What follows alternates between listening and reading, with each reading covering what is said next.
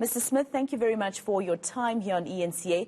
Now, first of all, I know that there are some questionnaires or some applications that you are expecting from the public by September. How's that going?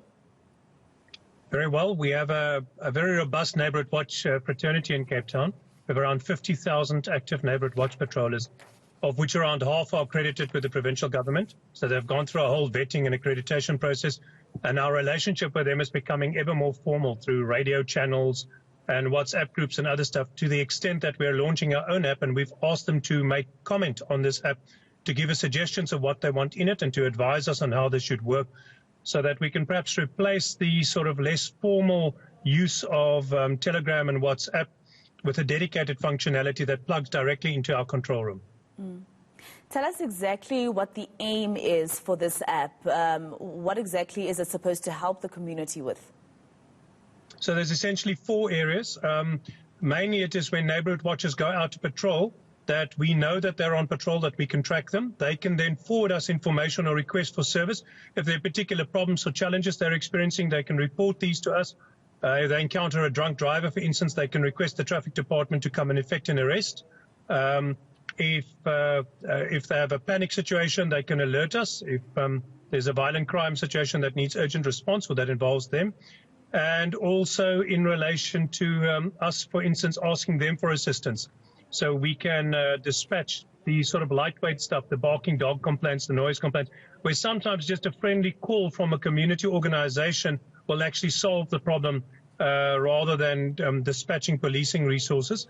And then also they can log any data. So if they find persons of interest, suspicious vehicles and other stuff on the street, they can take a photograph or video or audio of these, and that gets uploaded to our service. It's there for our crime analysts to work with and to share with the South African police for their investigations. So basically you turn all 50,000 Neighbourhood Watch members into mobile CCTV cameras.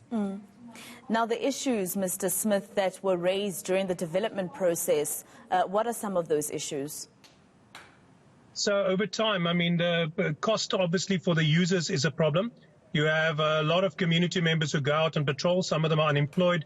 And one of the things we would like to do is negotiate with the big cell phone companies, and there have been some talks already, is to negotiate with the cell phone companies to ensure that we are able to use data to and from this app without cost. In other words, the city would cover that communications cost, and all the data that they use to communicate with each other and to communicate with the control room won't cost them anything. This would be an alternative to hand radios, because one of the development issues that we've come up with is we issued about 1,000 hand radios to neighbourhood watchers. But these become problematic for a whole range of reasons, and they need repeaters, and they get lost, and the batteries over time perish. So an app on a mobile device is far more desirable. It's far more universally accessible to people, and it enables a whole range of other functionality. So we're quite keen to do that, and that's something we're working towards very rapidly. We've been on this for about 2 years now, and by next year we intend to have an app ready to roll out to them.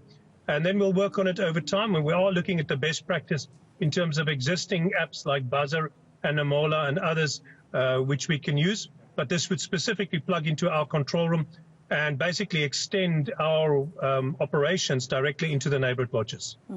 Well, thank you very much, Mr. J.P. Smith, coming to us live from Cape Town. I was going to ask you specifically about when this app is supposed to be launched, because I imagine people are excited.